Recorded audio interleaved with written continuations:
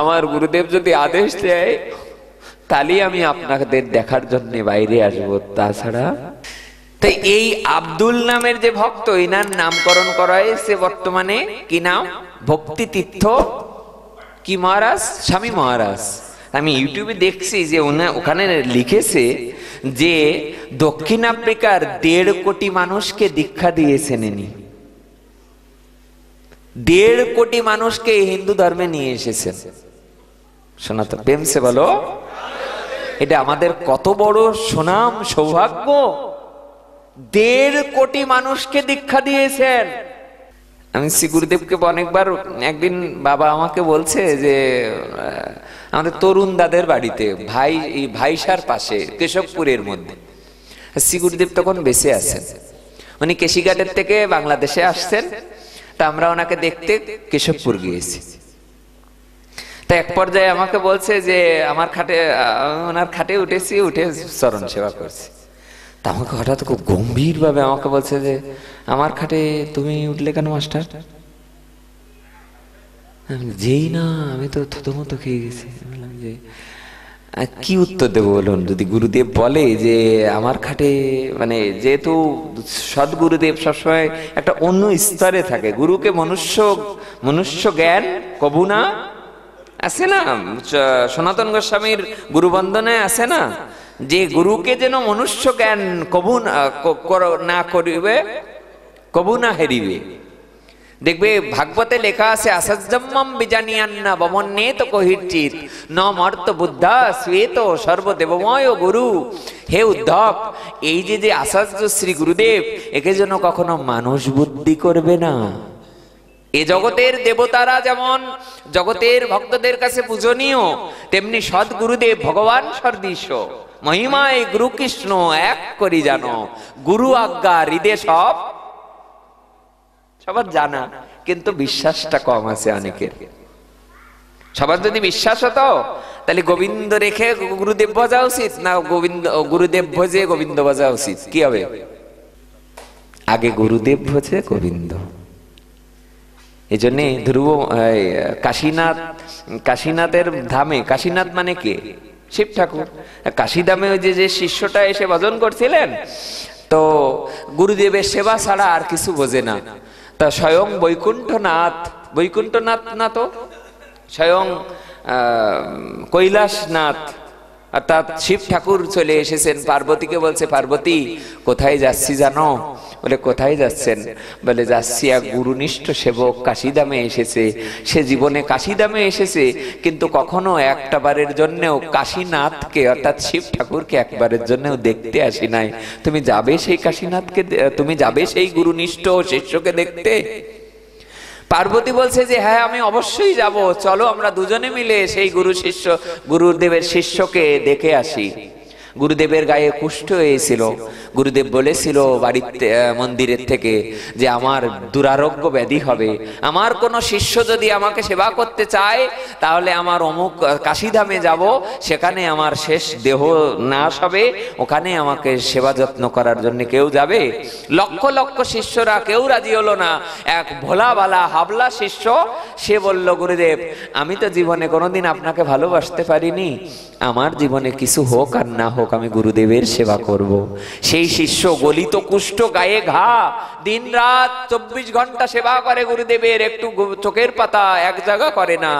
এই সেবককে দেখতে স্বয়ং ভোলানাথ চলে এসছে, স্বয়ং পার্বতী চলে এসছে, দুয়ারে দাঁড়িয়ে ডাকছে ভিতরে, হে গুরুনিষ্ঠ সেবক এসো দেখে যাও, তোমার দুয়ারে সাক্ষাৎ মহাদেব এসছে, সাক্ষাৎ পার্বতী এসছে।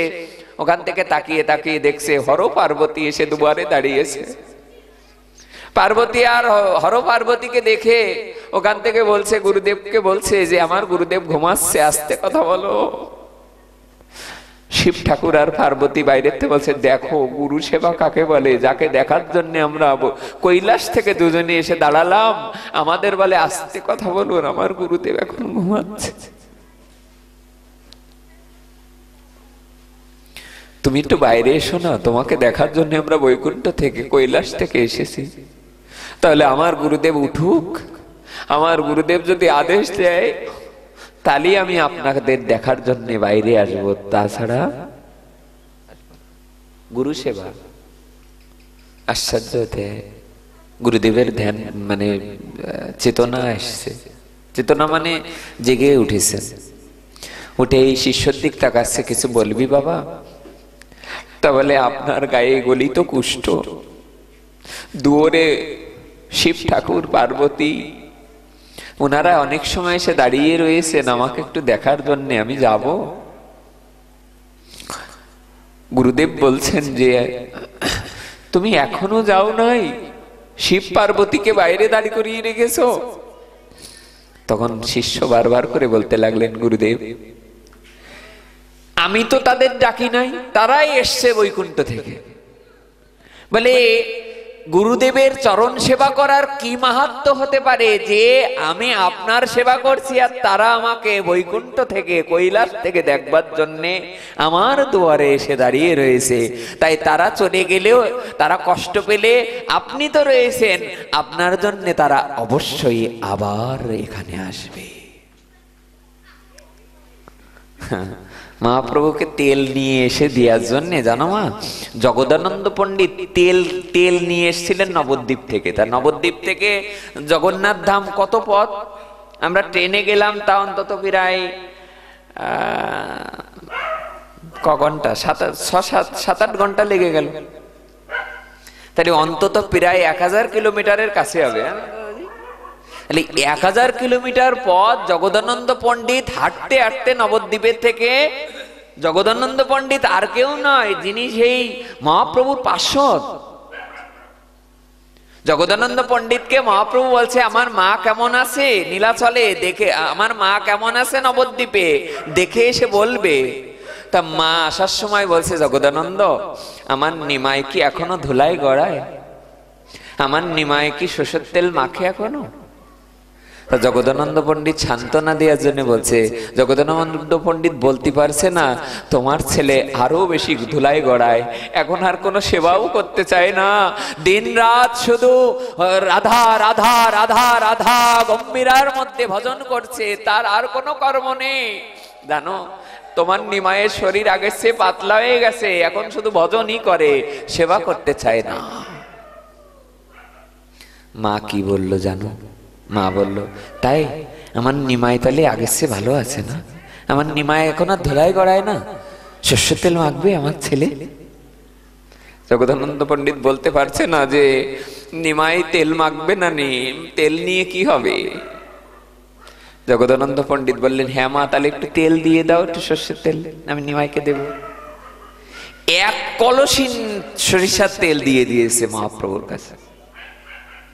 ওই সর্ষের তেলটা মাথায় নিয়ে নিরন্তর হরিনাম করে চলেছেন, হরে কৃষ্ণ কৃষ্ণ কৃষ্ণ হরে হরে, হরে রাম রাম রাম হরে হরে।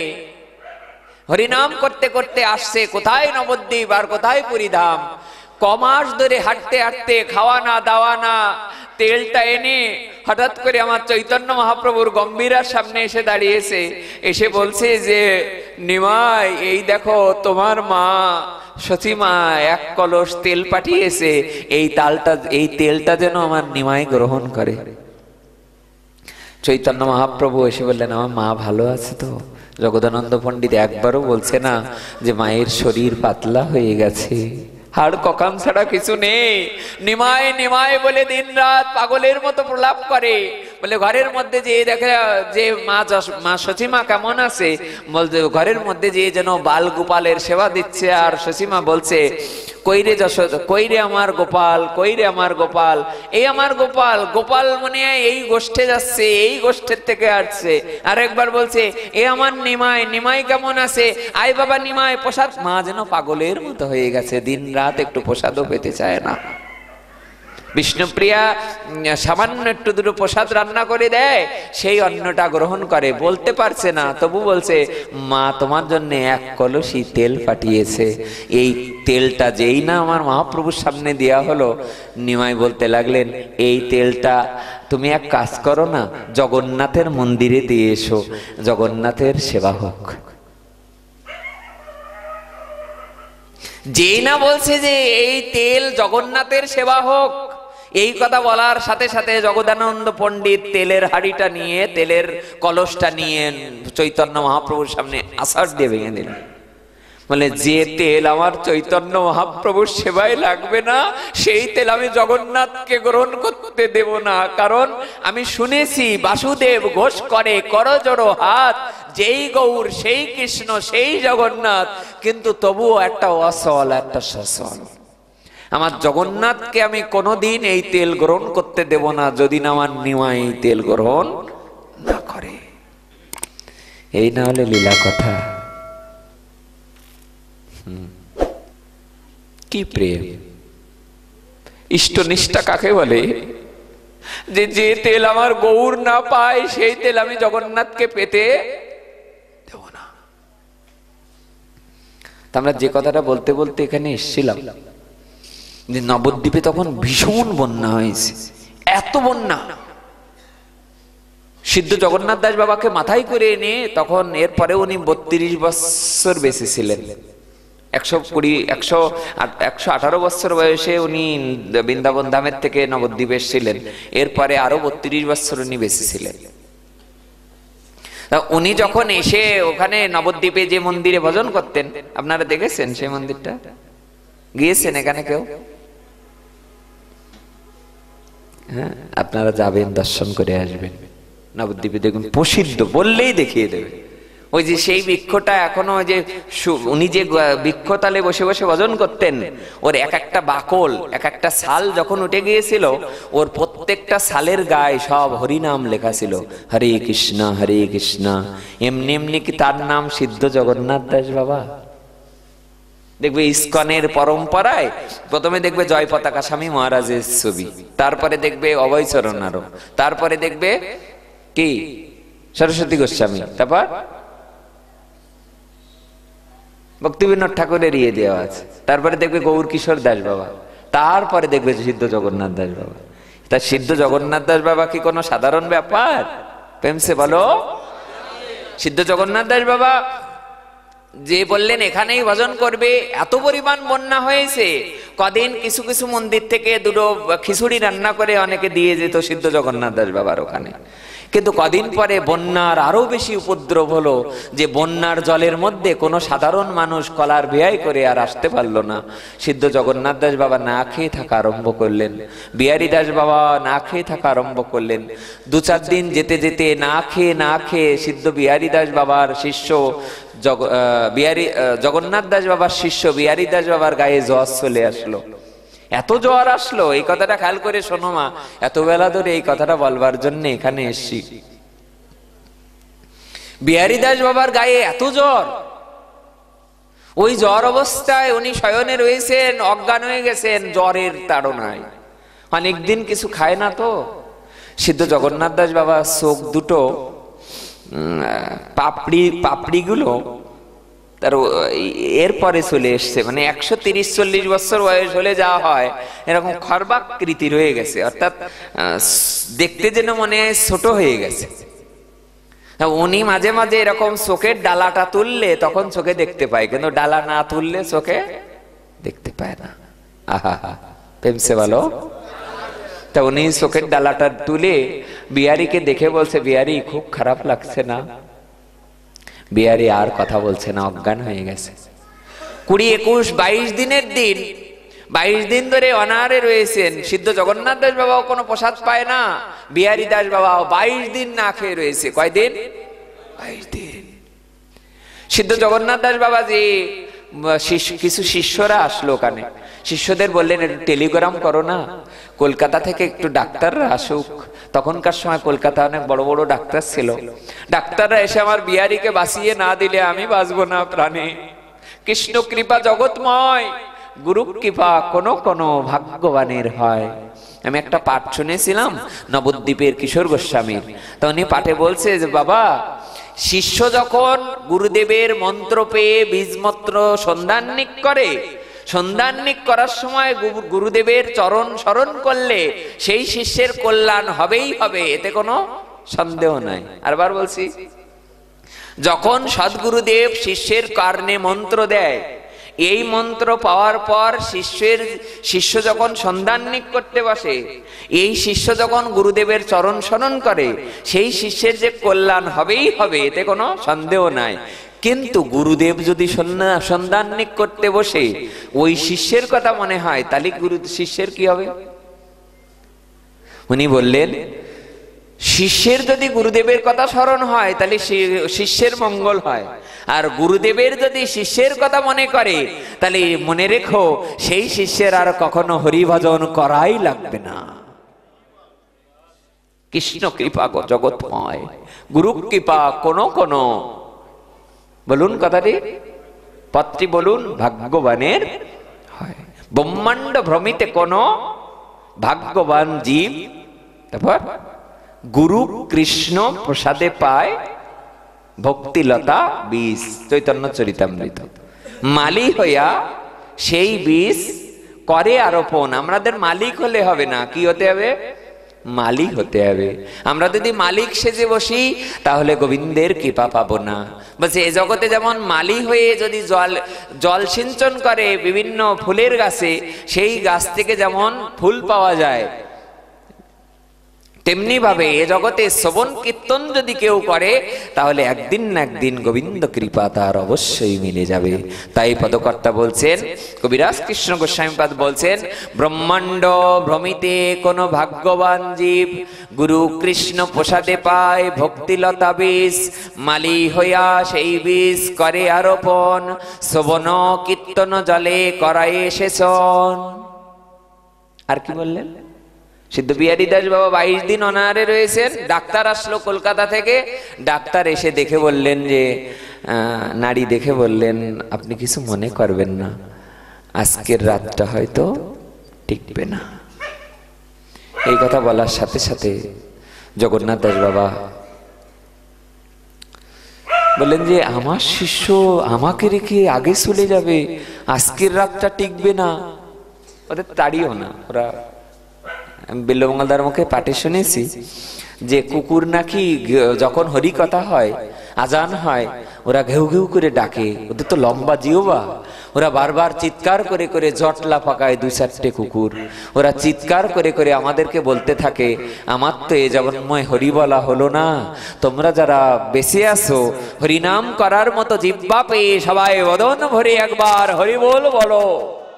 এই জন্যই দেখবে বাবা, এখানে অনেক সময় মানুষ আসতে চায় না, কিন্তু কুকুর আসে। ওদের ভাগ্য। বিড়াল আসে। আমি অনেক জায়গায় দেখেছি, বাগারপাড়া নামের একটা জায়গায় দাদা দেখেছে। আমি এক জায়গায় বাগারপাড়া নামে একটা জায়গায় পাঠ করতে গিয়েছিলাম। গতবারও দেখলাম, এবারও দেখলাম। এবার আর ওইভাবে আটকাইনি কুকুরটা, তবে এবারও সামনে এসে দাঁড়িয়েছিল। গতবার দেখেছি যে যখন আমরা পাঠ করে ওখান থেকে কীর্তনের পরে, আমরা তো একটু আনন্দ কীর্তন করি সব জায়গায়, তা আমরা আনন্দ কীর্তন করে প্রসাদ পেয়ে যখন ওই বাড়ি থেকে বেরিয়ে আসবো, একটা কুকুর এসে পাট পাট করে শুয়ে পড়লো সামনে। অন্তত 2-10 মিনিট যতবেলা আমরা বললাম যে সরে যাও সরে যাও। আপনিও ছিলেন না? ওরা ছবি তুলেছিল, এখনো মনে হয় ছবিটা আছে ফোনে। আহা, তারপরে সরে গেল। কে বলেছে কুকুরটাকে আমাদের সামনে এসে পাট পাট করে, মানে উত্তর দক্ষিণ না, মানে যদি আপনি এইরকম দাঁড়ান, দেখ কুকুরটা এরকম, একটা উলম্ব আর একটা আড়াআড়ি, একটা হরিজেন্টাল। আশ্চর্য দেয় এটা। ওরা সিদ্ধ জগন্নাথ দাস বাবা এই কথা শোনার সাথে সাথে 22 দিন অনাহারে রয়েছি, আজ আমার শিষ্য আমাকে ছেড়ে চলে যাবে। বলে তাহলে এক কাজ করো, কবিরাজ ডাকো। আরে ডাক্তার না বাঁচাতে পারে, কবিরাজ বাঁচাতে পারবে। লোক মারফত দেখা গেল তখনকার সময় বৃন্দাবনে প্রসিদ্ধ একজন কবিরাজ ছিলেন। কোথায়? বৃন্দাবনে লালাবাবুর মন্দিরে। আপনারা জানেন যে লালাবাবু গামছা পরে চলে গিয়েছিলেন, সেই লালাবাবু জগৎ শেঠ, সেই লালাবাবুর মন্দিরে একজন কবিরাজ ছিলেন। তো ওই কবিরাজকে ডেকে আনা হলো যে সিদ্ধ জগন্নাথ দাস বাবার শিষ্য খুব অসুস্থ, ওনাকে একটু দেখে আসুন না। উনি এসে দেখে নাড়ি ধরে বললেন, ডাক্তার ঠিকই বলে গেছে, ইনি আজকের রাতটা টিকবে না। এই কথা বলার সাথে সাথে সিদ্ধ জগন্নাথ দাস বাবা ভিতরে গেলেন। ঝুপড়ির মধ্যে যে উনি যে বিগ্রহটা সেবা করতেন গিরিধারী, সেই গিরিধারী লালের সামনে যে উনি বললেন, গিরিধারী আজ কিন্তু বিহিত হবে। আজ যদি বিহারী দাস বাবা যদি দেহ রাখে, আজ যদি আমার শিষ্য আমাকে ছেড়ে চলে যায়, তাহলে আমাকেও কিন্তু এই জগৎ সংসারে আর রাখতে পারবে না। সঙ্গে সঙ্গে গিরিধারীর চরণের একটা তুলসী এনে একটা কাঠি দিয়ে ওই বিহারী দাস বাবার বদনে উনি ঢুকিয়ে দিলেন। বদনে ঢুকিয়ে দিয়ে মাথার কাছে জপের মালাটা এনে বিহারী দাস বাবার মাথার কাছে জপ করা আরম্ভ করলেন। স্পষ্ট করে জপ করা আরম্ভ করলেন, হরে কৃষ্ণ কৃষ্ণ কৃষ্ণ হরে হরে। মা মরার পরে অনেকে বলে আমার বাবা মারা গেছে, সবাই এসো না একটু নাম গাও।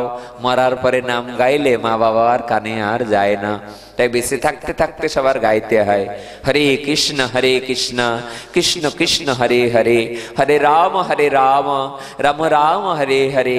বিহারী দাস বাবার মাথার কাছে বসে বসে আধা ঘন্টা ধরে যখন জপ করা আরম্ভ করলেন, আধা ঘন্টা পরে হঠাৎ করে বিহারী দাস বাবা চোখ মেলে তাকালেন। যেই না তাকালেন, সঙ্গে সঙ্গে বিহারীকে বলছে, কিরে আমার ছেড়ে কোথায় যাস? বিহারী দাস বাবা বলছে, আমার খিদা পেয়েছে। জগন্নাথ দাস বাবা বলছে যে আমি তো রান্না বান্না করতে পারি না, আমি তো চোখে ভালো দেখতেও পাই না, আমি কি করে রান্না করবো বল? তোর জন্য আজ 22টা দিন আমি না খেয়ে আছি। কেন? বলে আমি বিহারীর হাতে প্রসাদ না পেলে, অন্ন রসুই না পেলে আমার লীলা স্ফূর্তি হয় না, তাই 22টা দিন আমি অনাহারে রয়েছি। উনি সঙ্গে সঙ্গে ঘরে গেলেন, যে ঘরের ভিতর একটু সুজি চিনি একটু দুধ ছিল, সেইটা এনে উনি একটু রান্না করে চামচ কেটে কেটে বিহারী দাস বাবার বদনে দিলেন। ওইগুলো গ্রহণ করার পরে বিহারী কেমন লাগছে, বিহারী উঠে বসলেন। উঠে গুরুদেবকে বললেন, গুরুদেব আমার কি হয়েছিল? গুরুদেব বললেন, আজ 22টা দিন তুই অচেতন হয়ে রয়েছিস, তোর অন্ন রসুই প্রসাদ না পেয়ে দেখ আমিও 22 দিন না খেয়ে রয়েছি। ওঠ, উঠে দাঁড়া, যা গঙ্গার থেকে স্নান করে আয়। সঙ্গে সঙ্গে বিহারী স্নান করে আসলেন। বলে আমি তোর মাথায় হাত রেখে আশীর্বাদ করছি, তোর 100 বৎসর আয়ু হবে। আমি গুরুদেব হয়ে তোকে আশীর্বাদ করে গেলাম, 100 বৎসর বয়সেও তোর কোনো রোগ ব্যাধি হবে না। যা। কত বৎসর? বলে আমি তোকে আশীর্বাদ করে যাচ্ছি, 100 বৎসর আয়ু হবে আমার শিষ্যের। এরপরে 100 বৎসর বেঁচে ছিলেন। হ্যাঁ, গুরু কৃপা কোন কোন ভাগ্যবানের হয়। ওই দিন উনি শিষ্য স্নান করে আসলেন। স্নান করে এসে বললেন, যা রান্না কর। অনেক রকম রান্না করলেন, ভোগ লাগালেন। গুরুদেব কেনে দেওয়ার সাথে সাথে গুরুদেব ঝরঝর করে কাঁদতে লাগলেন, কি দিয়ে যাব তোকে বল? বলে আশীর্বাদ তো করেই দিলেন, 100 বৎসরে আমার রোগ ব্যাধি হবে না। তাহলে রোগ ব্যাধি না, প্রেম ভক্তি কি দিয়ে যাব? কি চাস বল? শিষ্য বলল, গুরুদেব যেদিন থেকে বাড়ি ছেড়ে এসছি সেদিন থেকে তুমি আমার মা, তুমি আমার বাবা। গুরুদেবকে মা বাবা ভাবতে পারে কবে? গুরুদেব শুধু মা বাবা নয়, গুরুদেব গুরু ব্রহ্মা, গুরু বিষ্ণু, তারপর গুরুর ব্রহ্মা গুরুর বিষ্ণু গুরুদেব মহেশ্বর গুরুরেব পরম ব্রহ্ম তস্मै শ্রী গুরুবে নমঃ। আমি দেখেছি ইউটিউবে, বিল্লমঙ্গলদাস শ্রী গুরুদেব যেদিন দেহ রাখছে, ইউটিউবে দেখবে যে ওনার যখন দাহটা মানে অগ্নিতে যখন জ্বলছে, আমি ওনার মুখে পাঠে শুনেছি যে ওই অগ্নির মধ্যে থেকে শ্রী গুরুদেব হাত তুলে ভক্তদের আশীর্বাদ করে গিয়েছে। হাত তুলে কি করে হয়? কারণ গোবিন্দ বলছে যে উদ্ধব আমি পৃথিবী ছেড়ে চলে যাচ্ছি, তুমি চিন্তা করো না, আমি 2, 3, 4টে বস্তু রেখে গেলাম। বলে কি? এক ভাগবতকে রেখে গিয়েছিলেন, দ্বিতীয় কি বৈষ্ণবকে রেখে গিয়েছিলেন, তৃতীয় কি বলে গুরুদেবকে রেখে গিয়েছিলেন, কিন্তু একটা শ্লোক বলে গিয়েছিলেন যে আচার্যম্মম বিজানিয়ান্না বমন্যেত কহির্চিত নমর্ত বুদ্ধা শ্বেত সর্বদেবময় গুরু। উদ্ধব এই যে গুরুদেব, একে যেন কখনো মানুষ, এনাকে যেন মানুষ বুদ্ধি করবে না, মানুষ বুদ্ধি করবে না। আমি দেখছি ইউটিউবে ওনার পণ্ডিত আনন্দদাস বাবাজি মহারাজের যখন শব্দাহ হচ্ছে, তা আমি দেখছি কিছু ভিক্ষুকের মতো যারা অনেক অনেক দিন বজে রয়েছে, হয়তো 10 বছর 20 বছর 30 বছর গুরুদেবকে দর্শন করেছে, গুরুদেবের চরণ সেবা করেছে, তা কয়েকজন এরকম ওই জ্বালানো হয়ে গেছে, অর্থাৎ শবদাহ অন্ত্যেষ্টিক্রিয়া সম্পন্ন। এমন সময় ওরা সব ওই যেখানে ইয়ে করা হয়েছে, শবদাহটা হয়েছে, ওর পাশ দিয়ে সব বসে রয়েছে। তা কেউ কেউ জন্য এসে বলছে যে আপনারা বাড়ি যাবেন না। তা ওরা যেন চোখের জন্য আমাদেরকে বলতেছি বাড়ি আর কোথায় যাব, বাড়ি ছেড়ে এসেছিলাম গুরুদেবের চরণে রাধাকুণ্ডে, আজ সেই একমাত্র অবলম্বন চলে গেল পৃথিবী ছেড়ে। আমাদের অবলম্বন যদি কিছু থাকে, মা যদি বেঁচে থাকে সংসারে, আর কেউ নেই, শুধু মাই আছে। একজন 8 বছরের কোনো বাচ্চার যদি একটা মা থাকে, সেই মাটা চলে যাওয়ার পরে, শেষ অবলম্বন চলে যাওয়ার পরে তার আর কোনো অস্তিত্ব থাকে? তা সারা জীবন ধরে যাকে ভালোবেসেছে, সে চলে যাওয়ার পরে তার আর কোনো অস্তিত্ব থাকে? তারা শুধুমাত্র চিৎকার করে করে একটাই শব্দ বলছে, হা গুরুদেব, হা গুরুদেব। আমার নিজের দেখা, এইবার রাধাকুণ্ডে যখন স্নান করতে গেলাম না, এই যে যেদিন ইসে পাঠ হলো, এই কি বলে নিশাতলায়, ওর পরের দিন আমরা গেলাম না, ওর পরের দিন যাওয়ার পরে ওখানে আমরা 2-4 দিন ছিলাম।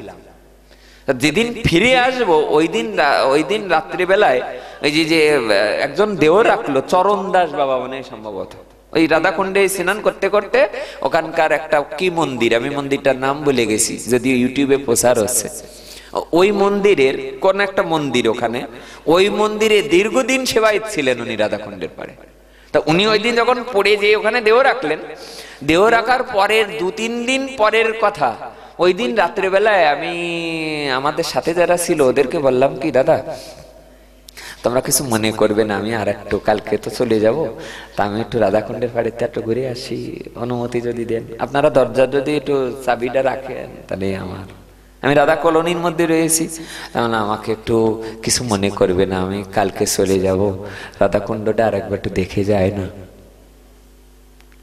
জানো মা, অদ্ভুত অদ্ভুত ঘটনা ঘটে বৃন্দাবনে, অদ্ভুত অদ্ভুত ঘটনা আমরা দেখছি। রাধাকুণ্ডের স্নানের দিন 7 মাস গর্ভবতী এক মেয়ে ছেলে, এই মাকে ঠেলা দাও, 7 মাস গর্ভবতী এক মেয়ে ছেলে এসে স্নান করতে এসছে, হাজার হাজার লক্ষ লক্ষ মানুষ, বিনোদ বাবা পর্যন্ত স্নানে এসছে, আমাদের এসছে হলো হিরণময় গোস্বামী পাদ এসছেন, আমরা সব একসাথে রাজবাড়িতে রয়েছি।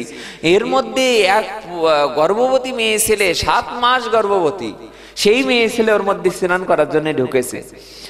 অনেক কষ্ট করে রাত 2-3টের সময় উনি যখন স্নান করতে ঢুকেছে, 20-50 জন ওনাকে ব্যারিকেড দিয়ে ঢুকিয়ে স্নান করে উঠেছেন। তো এক সাধু এসে মাকে বলছে, মারে জীবনের একটু ভয় নেই মা, আজ রাধাকুণ্ডের স্নানের দিন, 7 মাস গর্ভবতী, একটা পা পিছলে ন্যূনতম পড়ে গেলে, দেখ এক সাধু দেও রেখেছে, তুই ন্যূনতম যদি পড়ে যা সেখান থেকে, বা একটা ঠাসাটাও মারবে, তুইও মরবি।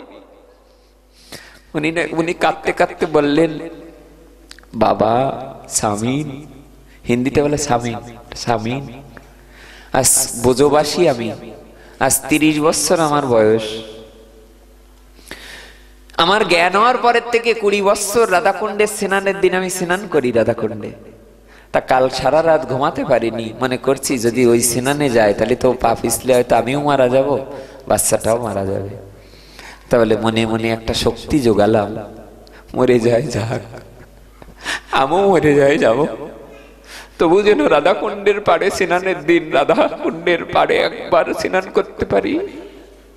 আমি রাধাকুণ্ডের পাড়ের থেকে একটা গ্রন্থ কিনেছিলাম, গৌড়ীয় বৈষ্ণব চরিত, তাই গ্রন্থে পড়েছিলাম যে পদকর্তা বলছেন, রাধাকুণ্ডে যে করে একবার স্নান, গোবিন্দ বলছে আমি তাকে রাধা সম প্রেম করি দান। তিনি বললেন মরে যায় যাব, তবু একবারের জন্য রাধাকুণ্ডের পাড়ে স্নান করে যেন আমি মরি, এই না হলে প্রেম। তা ওই যে বাবাজি মহারাজ ওখানে স্নান করছে, ওই দেহ রাখলো, তার আমি শেষে আসার দিন, তার আগের দিন রাত্রে 11টা বাজে, হালকা হালকা ঠান্ডা, খুব ফাঁকা হয়ে গেছে, এখন আর কেউ নেই। সব বৃন্দাবনের ভক্তরা সাধুরা প্রায় সব অধিকাংশই ভজনে চলে গিয়েছেন, কেউ কেউ ঘুমাচ্ছেন। তাই একা একা রাধাকুণ্ডের পাড়টা একটু ঘুরে ভিতর দিয়ে ঠিক যে জায়গাটায় পণ্ডিত অনন্ত দাস বাবাজি মহারাজের যে মন্দিরে যেতে হয় না, ইয়ের রঘুনাথ দাস গোস্বামীর গদ্দির যে অংশ দিয়ে ঢুকতে হয়, ওই জায়গা দিয়ে যখন উঠবো তখন দেখি এক দেখতে মনে হবে যেন পাগল, কিন্তু আসলে তো পাগল না। ওখান থেকে এক মেয়ে ছেলে, কত বছর বয়স হবে খুব অনুমান করা যাচ্ছে না, হাতে একটা লাঠি আছে। ঠিক রাধাকুণ্ডের পাড়ে যে শ্যামকুণ্ড, ওই শ্যামকুণ্ডর জলের মধ্যে হাঁটু জলে দাঁড়িয়ে ওই মেয়ে ছেলেটা চিৎকার করছে, আর উপরের থেকে 4-5 জন হাত টেনে টেনে বারবার করে উপরে উঠাচ্ছে, আবার নেমে যাচ্ছে, আবার উঠাচ্ছে। আমি তাকায় তাকায় দেখছি, আমি কোনোদিন বলিনি কাউকে কথাটা, আমি তাকায় তাকায় দেখছি কি করে ওরা। ওই মেয়ে ছেলেটা ওখান থেকে চিৎকার করে শ্যামকুণ্ডের দিকে তাকিয়ে তাকিয়ে চিৎকার করছে, ও বাবা মে আ রাহা হু, বাবা হিন্দিতে বলছে, ও বাবা মে আ রাহা হু আপকা পাস, বলে তুমি যেথায় গিয়েছো আমিও সেখানে আসছি বাবা। আর উপরের লোকজনগুলো টেনে টেনে, আমি ওদের কাছে জিজ্ঞাসা করলাম ইনি কে? তা বলে গুরুদেব দেও রেখেছে কদিন আগে এই রাধাকুণ্ডের স্নানের দিন, তা ওই দিন থেকে পাগল হয়ে গেছে, ওকে আর কেউ বাঁচাতে মানে পারবে না। তা আমি দেখে ওখানে বলছি যে ধন্য, যদি ভালোবাসতে হয় গুরুদেবকে এমন করেই ভালোবাসতে। সিদ্ধ বাবা বিহারী দাস বাবাকে আশীর্বাদ করলেন, বিহারী আমি তোকে আশীর্বাদ করছি, কালকে একটা চৈতন্য চরিতামৃত কিনে আনবি। তো বিহারী বলছে যে আমি চৈতন্য চরিতামৃত পড়তে পারি, যেখানে গীতা থেমে যায় সেখানে ভাগবত শুরু হয়, যেখানে ভাগবত থেমে যায় সেখানে চৈতন্য চরিতামৃত শুরু হয়। দেখবে সব জায়গায় গেলে বলে আগে গীতা পড়ো, তারপর ভাগবত পড়বে, তারপর চৈতন্য চরিতামৃত পড়বে। তা বলে আমি তো বাংলা জানি না। গুরুদেব বললেন তুই তো আমাকে বাবা মা বলেছিস, তুই তো আমাকে গুরুদেব বলেছিস, তা আমি তোকে তো আশীর্বাদ করে যাব না, কিনে আনিস। চৈতন্য চরিতামৃত কিনে আনলো পরের দিন বাজারের থেকে। কিনে আনার পরে গুরুদেব বললেন চেয়ে থাক, চৈতন্য চরিতামৃত প্রতিটা পাতায় চেয়ে থাক, দেখি কি করে অক্ষর হৃদয়ে আসেন আমি দেখি। উনি তাকায় তাকায় 3 দিন ধরে তাকিয়ে থাকলেন। 3 দিন পরে ওনার অক্ষর জ্ঞান হলো, যুক্ত শব্দ উনি ভেঙে ভেঙে পড়তে লাগলেন। এরপর ধীরে ধীরে উনি চৈতন্য চরিতামৃত উচ্চারণ করে করে শ্রী গুরুদেবকে পড়িয়ে পড়িয়ে শোনাতে লাগলেন। আর শ্রী গুরুদেব বললেন আমার ভাগ্য যে আজ বিহারী চৈতন্য চরিতামৃত পড়ছে, এই গুরু কৃপা। সব শেষে বলি মা, একদম ছোট্ট দুটো কথা বলেছি যখন, আগামীকাল রামচন্দ্রের আবির্ভাব তিথি। এই জায়গার কি শুনবে, একটা গুরু কৃপার কথা শোনো, শুনে পাঠ বিশ্রাম। চণ্ডাল কন্যা, কি নাম? শবরী। চণ্ডাল কন্যা ত্রিজগতে ধন্যা, কোথায় লেখা আছে? ভক্তমাল। যার হৃদয়ে আছে গোলমাল সে যে পড়ো ভক্তমাল, যার হৃদয়ে আছে গোলমাল সে যে পড়ো ভক্তমাল। চণ্ডাল কন্যা ত্রিজগতে ধন্যা, তিনি কে? শবরীজি। কি করে তিনি আসলেন এই পর্যন্ত? আগের জন্মে রাজকন্যা ছিলেন, উনি স্নান করতে যাবেন গঙ্গায়, কিন্তু ওনার বাবা মা বললেন রাজার কন্যারা কখনো একা একা স্নান করতে যায় না, তাহলে সাধারণ মানুষরা তো শরীর দেখে ফেলবে, তাই পর্দা করে দিয়াও, 2 পাশ থেকে কাপড় টানিয়ে দেওয়া হয়েছে, ওর মধ্যে যে স্নান করতে নেমে উনি কাঁদতে কাঁদতে বললেন আগামী জন্মে বিধি যদি মানুষ করে পাঠাও, আগামী জন্মে আর রাজার ঘরে জন্ম দিও না, চণ্ডালের ঘরে নিচু জাত করে জন্ম দিও। যে জন্মগ্রহণ করে আমাকে পর্দার মধ্যে স্নান করতে হয়, কিন্তু পাশের সাধুরা যারা স্নান করছে তাদের দর্শন করা যায় না, সেই জন্ম যেন আমার আগামী জন্মে আগলে জন্মে না হয়। পরের জন্মে চণ্ডাল হয়ে জন্মগ্রহণ করলেন। একদিন 400 ভেড়া বাঁধা বাড়ির সামনে, মাকে জিজ্ঞাসা করলেন মা এত ভেড়া কেন? বলে তোর আজ বিয়ে হবে, 400 ভেড়া, একে তোর বিয়েতে এগুলোকে উনি রাত্রে বললেন, মনে মনে ভাবলেন, যার বিয়ের জন্য 400 জীবকে হত্যা করা হবে তার যেন জীবনে কোনোদিন বিবাহ না হয়। রাতের আধারে পালিয়ে গেলেন, দৌড়াতে দৌড়াতে, মেয়ে ছেলে যুবতী নারী, দেখতে কুৎসিত কালো, এটা বলা উচিত নয়, গ্রন্থে আমি পড়েছি, সাধু মুখে শুনেছি। চন্ডাল কন্যা শবরীজি দৌড়াতে দৌড়াতে পম্পা সরোবর, একটা উত্তম সরোবর তখন ইসে অযোধ্যায়, এই সরোবরের পাশে উনি এসে এক ঝুপড়ির মধ্যে থাকতে লাগলেন। কিসের মধ্যে? ঝুপড়ি। ঝুপড়ি মানে কি? একটা ছোট্ট কোনো কুড়ি, ওর মধ্যে থেকে উনি হরিভজন করতে লাগলেন। রাত্রে রাত্রে কি করতেন? মেয়ে ছেলেদের সেবা তো আর সন্ন্যাসীরা নেবে না, এই জন্য উনি রাত্রে রাত্রে কাঠ কেটে রাত্রে রাত্রে যেখানে সাধুরা সেবা পায় ওখানে রাত 2-3টের সময় যেয়ে ওখানে লেপে পুষে সুন্দর করে আসে, আর মাথায় করে লাকড়ি নিয়ে নিয়ে সাধুদের ওখানে দিয়ে আসে। কিন্তু তখন শবরীর গুরুদেবের নাম কি?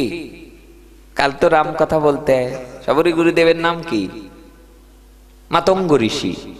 মাতঙ্গ ঋষি তখন প্রচুর শিষ্য, শিষ্যদের বললেন যে রাত্রিবেলায় নিশ্চয়ই কেউ সেবা দিয়ে যাচ্ছে, এই ব্রজবাসীদের সেবা যেমন নিতে হয় না তেমনি অযোধ্যাবাসীদের সেবাও নেওয়া উচিত নয়। এর কে রাত্রে সেবা করে যায়? উনি রাত্রে বললেন পাহারাদার বসাও, পাহারাদার বসাও। কারা সেবা করে যায়? অন্তরালে শ্রী গুরুদেবকে দেখেছি কত জায়গায় পাঠটা করতেন, পাঠ করতে করতে বিমোহিত হয়ে যেতেন। এই রাত্রিবেলায় একদিন ঋষি মাতঙ্গ ঋষি দাঁড়ায় আছেন রাস্তায়, দেখি কে সেবা দেয়, আমাদের লাকড়ি দিয়ে যায় কে,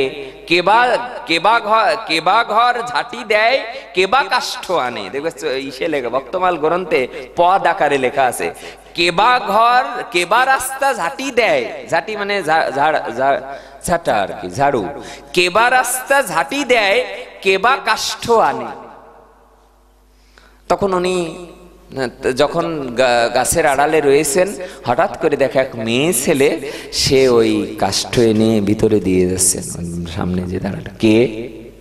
তখন উনি কাঁপতে লাগলেন, বললেন আমাকে ক্ষমা করবেন, দিনের বেলায় সেবা করলে আপনারা তো গ্রহণ করবেন না, আপনার কোনো শিষ্যরা আমাকে দুচোখ পড়ে দেখতে পারে না, কিন্তু আমি সংসার ছেড়ে রাতের আধারে পালিয়ে বনের মধ্যে এসেছি, আমি রাম ভজন করতে চাই, আমাকে আশীর্বাদ করুন। মাতঙ্গ ঋষি বললেন তোকে আমি দীক্ষা দেবো, যা, আমার শিষ্যরা যদি তোর সাথে কথাও না বলে আমি তোকে দীক্ষা দেব। পম্পা সরোবর থেকে স্নান করে আসলেন, দীক্ষা দিলেন। একদিন ডেকে পাঠালেন শিষ্যদের, বললেন শবরীকে ডেকে আন। শবরী আসলেন, শবরী আজ আমার বিদায় দিন, আমি চলে যাচ্ছি পৃথিবী ছেড়ে।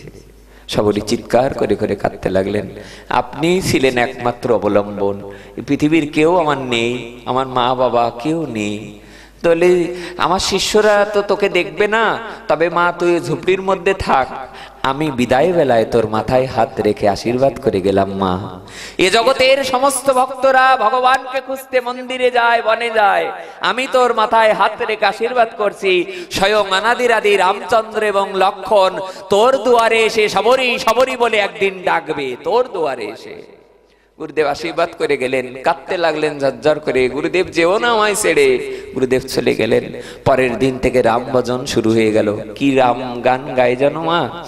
রঘুপতি রাঘব রাজা রাম পতিত পাবন সীতারাম। বলে সারাদিন যেমন রাম নাম করে, ওই ঝুপড়ির সামনে অনেক ফুল নিয়ে সাজায়, আর সন্ধ্যার পরে যে ঘরের মধ্যে চিৎকার করে করে কাঁদে, মেরা রাম কব आओगी, কব आओगी, কবে আসবে রাম? ও রাম আয়েঙ্গে তো অঙ্গে না সাজাऊंगी, রাম যদি আসে তবেই তো আমি অঙ্গনা সাজাবো। मेरी झोपड़ी के सारे भाग खुल जाएंगे, राम आएंगे, ओ राम आएंगे आएंगे राम आएंगे। হিন্দিতে আয়েঙ্গে মানে আসবে। উনি সারাদিন চিন্তা করে রাম আসবে, রাম আসবে, রাম আসে যদি তাহলে আমি কি চালাবো? राम आएंगे तो अंगना सजाऊंगी, दीप जाला के दीवाले में मनाऊंगी, मेरी जिंदगी का सारे पाप मिट जाएंगे, राम आएंगे। सबरी सारा दिन रात शुधु এই राम राम बोले আর শুধু কাটে। मेरे जिंदगी का सारे पाप मिट जाएंगे, राम आएंगे। কবে আসবে? তবু আশায় বুক বাঁধে।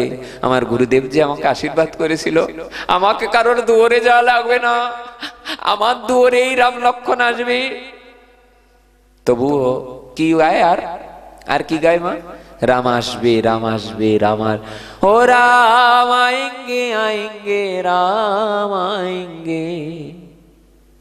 আর কি গায়? কি গায় আর বলে আমি কি খাওয়াবো রামকে সে যদি আসে? বলে मीठे मीठे गीत में सुनाऊंगी, আমি সুন্দর সুন্দর গান শোনাবো রাম যদি আসে। আর আমি তাকে প্রসাদ পাওয়াবো। কোন প্রসাদ আর পাবে কোথায়? গরিব তো, কোথাও টাকা পয়সা পাবে কোথায়? প্রতিদিন ফল, ওই ফল যে এটো ফল যেগুলো মিষ্ট ফল সেইগুলোই রাখে, আর ভালো ফল আর যেগুলো খারাপ ফল সেগুলো ফেলে দেয়। একদিন সত্যি প্রভু রামচন্দ্র তখন শবরীবিদ্ধ হয়েছেন। রাম লক্ষণ একদিন সত্যি দুয়ারের গোড়ায় এসে ডাকছে, শবরিকা ঘরে না?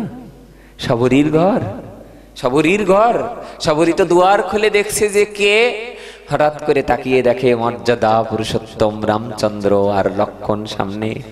এই দেখার সাথে সাথে পাগলিনী হয়ে নৃত্য কীর্তন করতে লাগলেন আর হিন্দিতে বলতে লাগলেন, মেরা রাম আ গিয়া, মেরা রাম আ গিয়া, মেরা রাম আ গিয়া বলে কীর্তন আনন্দ।